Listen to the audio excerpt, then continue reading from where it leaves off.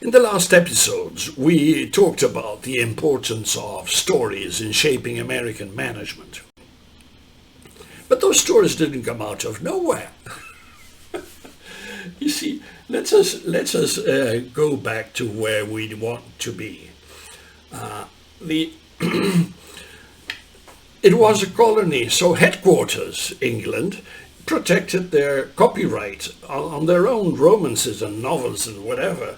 So it was very expensive and very difficult for an American writer to make some money. Those are the dashed curves there. They were far more expensive than English novels. Because they were protected, because the British ones were protected. It was only during this part here, when the Americans managed to install a copyright protection for their own writers, that they managed to succeed. Before that, they had to develop a strategy for themselves. The strategy meant catching eyeballs. And that could only be done by stories that were autochthonous, local stories, like Rip Van Winkle. Italo Calvino believes that this story prepared America for the rate of change. Because Rip had a very nagging wife, and annoyed, he left home into the woods, drank with some friends, and had a siesta that lasted 20 years. By the time he woke up, there was no longer a king, there was a president, George Washington. So this prepared Americans to the idea that things can change very fast.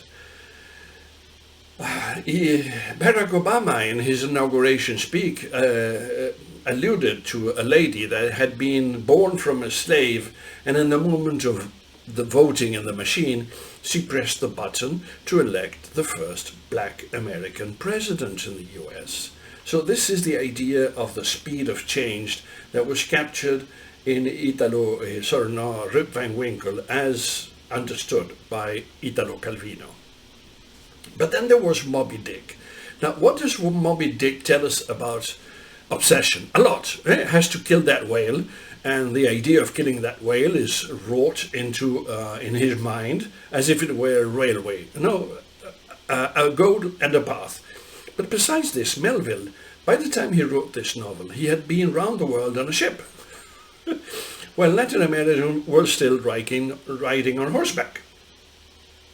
And during his Pacific stay, he ended up in an island where he thought there were cannibals, or perhaps they were.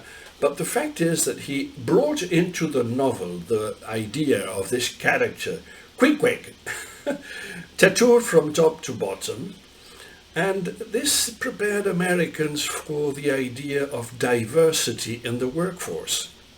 And then you have the story of this little engine that could, that I told you, that through sheer perseverance managed to take a very tough load over a mountain in order to deliver the toys to the children that were waiting at the other side. And while she made a strenuous effort, she puffed away, and she was saying, I think I can, I think I can. Now, because this was read in all kindergartens in America, Barack Obama could get that phrase, yes we can, to echo in the minds of perseverance, of believing that you can. And it wasn't only Barack Obama. This was so famous and so successful that Selena Williams captured it, so you can, in an ad for Bank of America in New York. And this idea that you may not be catching any fish for many months, but you still persevere, is also present in Hemingway's The Old Man and the Sea. And there was an element of pragmatism imbued in all this, because Benjamin Franklin, with his aphorisms, doesn't make him a philosopher, but his aphorisms, like time is money, or small leaks will sink a large ship, introduced a constant sense of pragmatism in America.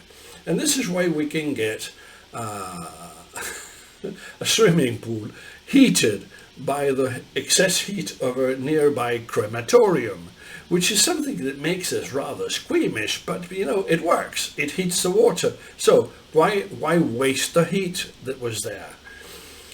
Now, the pursuit of work for practical purposes in an effective manner, in an efficient manner, led to the choice of running a business, run a factory, to direct the business and activity, but it's running. So Americans seem to be running for their lives all the time. They're fast. They can't waste any time. So managers should perhaps be called runnagers. Now, I'm teasing you, of course, but coming back to where I should be, there is a very strong connection between the stories and between them and management and the way that people perceive life.